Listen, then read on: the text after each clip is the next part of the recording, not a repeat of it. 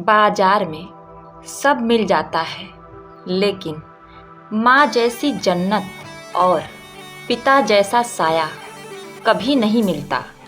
नमस्कार दोस्तों, स्वागत है आप सभी का हमारे YouTube चैनल प्रियंका ज्ञान गंगा में। गरीब माँ बाप की झोपड़ी में 5-5 औलादें तो समा जाते हैं, लेकिन 5 औलादों के बड़े बड़े घरों में बूढ़े माँ बाप नहीं समा पाते। तभी तो माँ बाप लेते हैं कठोर फैसला, वसीयत। प्रिय दोस्तों, यह कहानी जो है एक सच्ची कहानी है। क्या है यह कहानी, आइए जानते हैं। श्याम लाल जी अपने कमरे में अपनी पत्नी मीरा जी के साथ बैठे हुए रोजाना की तरह अपने कारोबार का हालचाल बता रहे थे, सुना रहे थे कि इतने में उनका बड़ा बेटा आ जाता है और बोलता है, पिताजी जरा तिजोरी का चाबी तो दीजिए। अरे अरे, क्या बात हो गया? कुछ नहीं, बस 15,000 रुपये निकालने थे। आपको तो पता है पिताजी, मेरे कार की रिपेयरिंग करवानी थी। अच्छा ठीक है, मीरा जरा चाबी तो देना। मीरा जी अपने कमर में से चाबी का गुच्छा निकाल कर दे देती हैं। बड़ा बेटा अभी जाता ही है कि इतने में छोटा बेटा आ जाता है। बाबूजी, बच्चों की फीस भरनी है, 20,000 रुपये जरा दीजिएगा तो। मेरी तनख्वाह अभी तक आई नहीं है, जब आ जाएगी तो आपको वापस कर दूंगा। पिताजी सब जानते थे, सब समझते थे, यही सोचकर चुप रह जाते थे कि क्या फर्क पड़ता है, अपने ही तो बच्चे हैं। वैसे तो श्याम लाल जी कभी मना नहीं करते थे तिजोरी की चाबी देने से, लेकिन कभी कारण पूछ बैठते थे तो बच्चे कहते थे, क्या पिताजी आपको हम पर विश्वास नहीं है क्या? इस पर श्याम लाल जी ठहाका लगाकर हंस देते। तब मीरा जी उन्हें टोकते हुए कहती कि बच्चों पर सब कुछ मत लुटाओ, कुछ अपने लिए भी रखो। परंतु श्याम लाल जी नहीं मानते। तुम तो जानती हो बच्चे मेरी जान हैं, लेकिन जी अपने बुढ़ापे के लिए भी तो। अरे भाग्यवान, बुढ़ापे की चिंता तू मत कर, अपने बच्चे बड़े होनहार हैं, बहुत प्यार करते हैं मुझसे। जो संस्कार हमने अपने बच्चों को दिए हैं, उनके रहते हमें कभी कोई दिक्कत नहीं आ सकती। जानकी जी चुप कर जाती हैं, लेकिन मन में कहीं न कहीं सोचती हैं कि आप भी कितने भोले हैं। आज के ज़माने में अपने लिए कुछ न कुछ अवश्य बचा कर रखना चाहिए। बेटे तो अपने हैं, लेकिन बहुएं तो पराई घर से आई हैं। आपसे ज़्यादा मैं अपने बहुओं को अच्छे से जानती हूँ। यह सब विचार करते हुए मीरा जी अपने पति को एकटक देखती रहती हैं। इतने में श्याम लाल जी ने चुटकी बजाते हुए उनके विचारों को भंग किया। मीरा जी, आप अपने विचारों की दुनिया से बाहर तो आइए। मेरे चाय का समय हो गया है, क्या चाय भी मुझे खुद ही बनानी पड़ेगी? मजाक करते हुए श्याम लाल जी ने अपने पत्नी से कहा। तब मीरा जी ने कहा, अरे आप क्यों चाय बनाएंगे, मैं राजू को कहकर चाय बनवा देती हूँ। दरअसल मीरा जी ने रसोई और घर के दूसरे कामों के लिए 16-17 साल का नौकर राजू को रखा था, ताकि बहुओं पर काम का बोझ ना पड़े। अब मीरा जी और श्याम लाल जी शाम को मीरा जी और श्याम लाल जी रोज की तरह सैर सपाटा करने के लिए बाहर निकले। मीरा जी अपने आप को बहुत भाग्यशाली महसूस कर रही थी कि उन्हें श्याम लाल जी जैसा सुलझा हुआ इंसान मिला। पर कहते हैं ना कि कभी कभी अपने भाग्य को भी अपनी ही नज़र लग जाती है। अभी थोड़ी ही दूर निकले ही थे कि देखा सामने से बेकाबू होती हुई तेज रफ्तार में एक कार आ रही थी। इससे पहले कि वो कुछ समझ पाए, कार ने उन दोनों को टक्कर मार दिया। जब होश आया तो मीरा जी स्वयं को हॉस्पिटल में बेड पर पाती हैं। देखा तो एक नर्स उन्हें ड्रिप लगा रही थी। उन्होंने उठते ही श्याम लाल जी के बारे में पूछा तो नर्स ने बताया कि श्याम लाल जी आईसीयू में हैं। दरअसल उन्हें बहुत ज़्यादा चोट आई थी, जिस कारण उनकी हालत गंभीर बनी हुई है। अब यह सुनते ही मीरा जी ड्रिप उतार कर एक तरफ फेंक देती हैं। चोट लगने के बावजूद उठ खड़ी हुई और चल पड़ी। आज दर्द में भी इतनी हिम्मत कहाँ थी जो उन्हें रोक पाता। नर्स और हॉस्पिटल के अन्य कर्मचारी उन्हें पीछे से आवाज़ लगा रहे थे। मीरा जी को जैसे कानों से सुनाई ही नहीं दे रहा था, सिर्फ श्याम लाल जी की तरफ भागी जा रही थी। आईसीयू वाले कमरे के पास पहुंचकर श्यामलाल जी को इतनी बुरी अवस्था में देखकर मीरा जी उन्हें देखते रह गईं। कुछ देर पहले तो श्यामलाल जी उनके साथ हंसते बतियाते सैर पर निकले थे और वो हॉस्पिटल के बेड पर जख्मी हालत में बेसुध पड़े थे। मीरा जी खुद को संभाल नहीं सकी। उठिए ना, देखिए आपके सहारे ही तो मैं जिंदगी जी रही थी। आप ही मेरे दिल की भावनाओं को समझते हैं। अब आप ही इस तरह से मुझसे रूठ जाएंगे तो मेरा क्या होगा? कहते कहते जोर जोर से रोने लगती। उन्हें आईसीयू से बाहर ले जाया गया। आखिर उन्हें भी काफी कमजोरी आ गई थी। मीरा जी को हॉस्पिटल के बेड पर लिटा दिया गया और उन्हें आराम करने को कहा गया। श्यामलाल जी की चिंता ही मीरा जी को खाए जा रही थी। आंखें बंद किए मीरा जी अपने पति के साथ बिताए गए मीठे पलों को याद कर रही थी कि इतने में आवाज आई, बड़ी माँ। आंखें खोलकर देखा तो सामने उनका नौकर राजू खड़ा था। मीरा जी की ऐसी हालत देख उसके आंखों में आंसू आ गए थे। बोला, खाना खा लीजिए बड़ी माँ। मीरा जी इधर उधर देखने लगी। आसपास कोई नहीं था।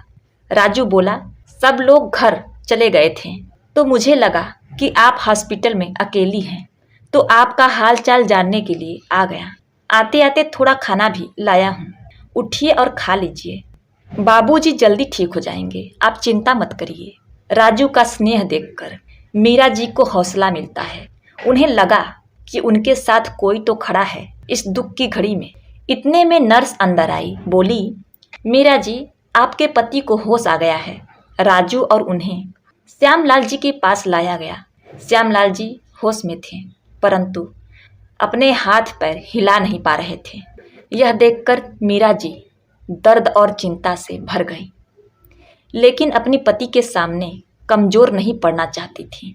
इसीलिए तुरंत अपनी पीड़ा अपनी आंखों में समेटकर श्यामलाल जी की ओर देखकर मुस्कुराई और बोली, भगवान का शुक्र है आप ठीक हैं। अब हम जल्दी ही अपने घर चलेंगे। तबीयत थोड़ी संभलने के बाद उन दोनों को हॉस्पिटल से छुट्टी मिल गई। वे दोनों घर आ गए, लेकिन श्यामलाल जी अब व्हील चेयर पर आ चुके थे। वह चलने फिरने में असमर्थ थे। घर पर आने के बाद तो जैसे मीरा जी और श्यामलाल जी की जिंदगी ही पलट गई। जो लोग कभी घर के मुखिया हुआ करते थे, इस घर की रौनक हुआ करते थे, वो दोनों अब उपेक्षा भरी नज़रों से देखे जाने लगे। बच्चों को अपने माता पिता ही बोझ लगने लगे। श्यामलाल जी की दवा पानी सब मीरा जी ही करती थी। एक दिन राजू किसी काम से बाजार गया था तो मीरा जी ने अपनी बहू से कहा, बेटा अपने बाबूजी के लिए नमक मिर्च का थोड़ा सा दलिया बना दो। तो बहू ने टका सा जवाब दे दिया, माँ जी हमें और भी तो सारे काम हैं, और पिछले कुछ दिनों से जो घर में हालत चल रही थी ना, उसकी वजह से हम किटी पार्टी में नहीं जा सके। आप यह काम खुद कर लीजिए तो अच्छा रहे। यह कहते हुए बहू तैयार होकर किटी पार्टी में चली गई। कभी मीरा जी बेटों को दवा फल लाने को कहती तो कोई न कोई बहाना बनाकर इनकार कर देते और बेटों का साथ देने के लिए बहुएं भी आ जाती। माँ जी कितना भी खर्चा कर लो, अब बाबूजी ठीक नहीं होने वाले, तो इसीलिए थोड़ा सा सोच समझ कर खर्चा किया करिए। अब इन तीर भरी बातों से माँ का कलेजा छलनी हो जाता है। मन ही मन वो भी जानती थी कि बेटों को यह सब सिखाने वाली बहुएं हैं। सोचने लगती कि यही छोटे छोटे खर्चे के लिए बाबूजी बाबूजी करते हुए आ जाया करते थे। अब बाबूजी लाचार हो गए हैं तो दूध में मक्खी की तरह निकाल कर फेंक दिए जा रहे हैं। बेटे बहू की जली कटी सुनकर मीरा जी कमरे में आ गई तो उन्होंने देखा श्यामलाल जी की आंखें आंसुओं से भरी हुई थी। श्यामलाल जी मीरा जी से कहते हैं, मैंने अपने दोनों बेटों को अपने दोनों हाथ समझा था, लेकिन मुसीबत में यही दोनों बेटे हमारी परवरिश को ही नकार दिया। लेकिन मीरा जी तुम चिंता ना करो, मैं बिल्कुल ठीक हूँ। तभी मीरा जी अचानक से चौंक जाती हैं और कहती हैं, अरे तिजोरी की चाबी कहाँ गई? यहीं तो रखी थी। राजू जो पास में खड़ा हुआ सब बातें सुन रहा था। अरे सुबह ही तो छोटी भाभी और बड़ी भाभी इस कमरे में आई थी, क्या पता उन्होंने ले लिया हो। यह सब सुनने के बाद मीरा जी चौंक गई, लेकिन खुद को संभालते हुए बहुओं के पास पहुंची। बहू, वो तिजोरी की चाबी क्या तुम्हारे पास है? मीरा जी थोड़ा सकुचाते हुए बोली। बहुएं तो जैसे तैयार खड़ी थीं चिल्लाने को। माँ जी, आप तो पैसा लुटाने में लगी हुई हैं, जैसे कि पैसे पेड़ से उग रहे हों। अब तो आपके पति की कमाई भी नहीं रही, इसलिए पैसों को कैसे बचाना है यह हम अच्छी तरह से जानते हैं। अब वह चाबी आपको नहीं मिलेगी। बहुओं का बेशर्मी भरा जवाब सुनकर मीरा जी हैरान हो गई, उन्हें देखती ही रह गई। अगले दिन मीरा जी जब सोकर उठी तो देखा श्यामलाल जी को थोड़ा बुखार था।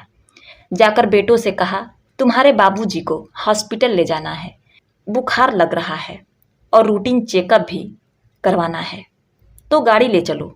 इतने में छोटे बेटे का जवाब था, गाड़ी में पेट्रोल नहीं है, आपको पता ही है घर में पैसों की कितनी तंगी चल रही है, ऊपर से बाबूजी सब काम धंधा छोड़कर घर बैठ गए हैं। इतने में बड़ा बेटा भी आ गया और बोला, आप समझती क्यों नहीं हैं, हम लोग नौकरी पेशा हैं, इतना समय नहीं हमारे पास कि ये फालतू के काम करते रहें। राजू को बुलाकर ऑटो लेकर चले जाइए। मीरा जी अपमान का घूंट पिए चुपचाप खड़ी थी। उन्होंने उस समय कुछ बोलना उचित नहीं समझा। इतने में राजू ने आवाज़ लगाई, आइए माँ जी, मैं ऑटो लेकर आया हूँ। जाते हुए मीरा जी ने राजू से कहा, पर बेटा मेरे पास तो दवा और फल लाने के लिए पैसे ही नहीं हैं, तनख्वाह में से कुछ बचे थे, पूरे हो जाएंगे। कहते हुए राजू बाबूजी की व्हील चेयर को सरकाते हुए ले गया। कहने को तो राजू नौकर था, लेकिन मीरा जी और श्यामलाल जी का सेवा उनके बच्चों से बढ़कर कर रहा था। ऑटो में मीरा जी राजू से कहने लगती हैं, मुसीबत में जब अपनों ने पल्ला झाड़ा तब तूने अपनों से भी ज़्यादा ख्याल रखा है बेटा। तब राजू बोला, बड़ी माँ, मेरे बचपन से ही माँ बाप नहीं थे, मेरी दादी ने ही मुझे पाला पोसा और बड़ा किया, अब वह भी चल बसी। मुझे तो आप दोनों में ही माता पिता की परछाई नजर आती है। राजू की आंखें सजल हो उठी। हॉस्पिटल में डॉक्टर ने श्यामलाल जी को कुछ खास डाइट और कुछ एक्सरसाइज बताई। राजू ने सब अच्छे से समझ लिया। वापस घर आते ही रास्ते में ऑटो रुकवा कर राजू दवाइयाँ, फल और ज़रूरी सामान ले आया। राजू ने उनके खाने पीने का खास ध्यान रखा। कुछ दिनों बाद बाबूजी ठीक होने लगे। जब तबीयत थोड़ी अच्छी हुई, एक दिन बाबूजी ने अपने दोनों बेटों को हाल में बुलाया। क्या बाबूजी, आपको तो कोई काम धंधा है ही नहीं और आप सारा दिन हमें परेशान किए रहते हैं। दोनों बेटे चिल्लाते हुए अपने अपने कमरे से बाहर आए। सामने देखा तो चौंक गए। सामने सोफे पर माँ बाबूजी के साथ दो अनजान शख्स बैठे थे और श्यामलाल जी के चेहरे पर गजब का आत्मविश्वास झलक रहा था। तुम दोनों को शायद नहीं पता, आज हमारी श्रीमती जी का जन्मदिन है, उसी अवसर पर हम इतना सारा इंतजाम किए हैं। यह कहते हुए श्यामलाल जी ने मीरा जी के लिए केक काटा। मीरा जी को गिफ्ट पैक उठाकर देते हुए बोले, यह लीजिए श्रीमती जी, आपके लिए महंगे वाली सिल्क की साड़ी लाया हूँ। दोनों बहुएं के मुंह खुले के खुले रह गए। तब श्यामलाल जी बोले, क्या हुआ, हैरान हो गए? इस लाचार निठल्ले बूढ़े के पास इतने पैसे कहाँ से आ गए? चलो आज आप लोगों को भी सरप्राइज देता हूँ। श्यामलाल जी ने अपने साथ खड़े दोनों व्यक्तियों का परिचय करा दिया। ये मेरे वकील दोस्त हैं दामोदर जी, जिन्हें मैंने वसीयत का बंटवारा करने के लिए बुलाया है, और ये दीनानाथ जी हैं, जिन्हें मैंने यह मकान 1,20,00,000 में बेच दिया है।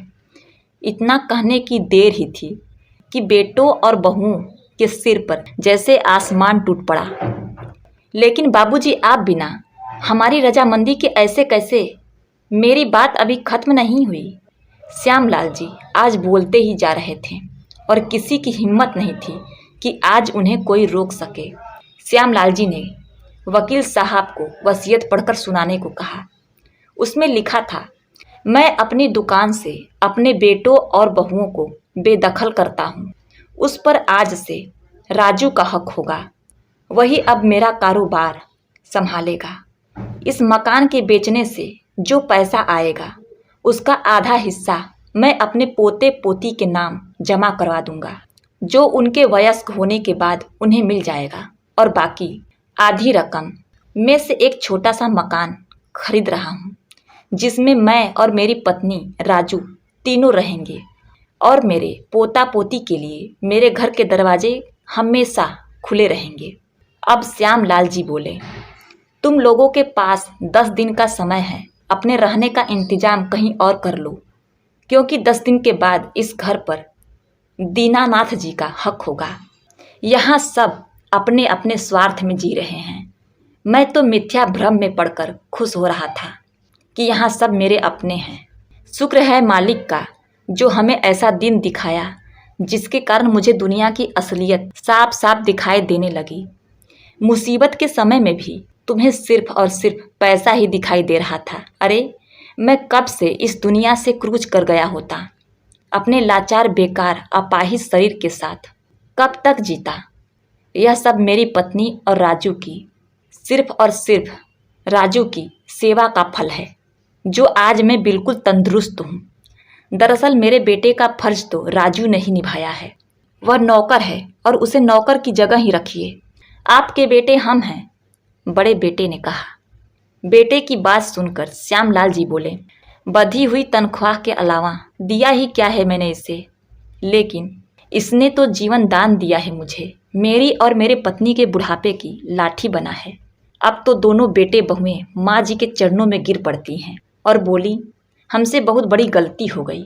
माँ जी आप ही कुछ समझाइए बाबूजी को, हम लोग आपके ही बच्चे हैं। और फिर रिश्तेदार क्या बोलेंगे, यह भी तो जरा सोचिए। बहुओं को माँ जी से कुछ उम्मीद थी। मीरा जी उनकी उम्मीदों पर पानी फेरते हुए बोली, यह बात तब क्यों नहीं याद आई जब तुम दोनों के सामने लाचार होकर मैं तुम्हारे बाबूजी की जिंदगी की भीख मांग रही थी। और फिर रिश्तेदारों को जो कहेंगे सो कहेंगे, मुझे उसकी कोई चिंता नहीं। तुम अपना सारा सामान तैयार करो। माँ पिता की हिम्मत देखकर आज दोनों बेटे और बहू बहुत चक्के हो गए।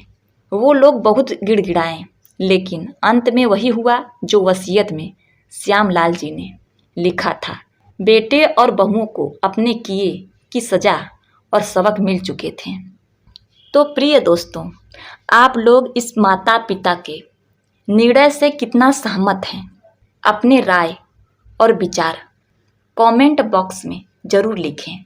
इस पर आपकी क्या राय है?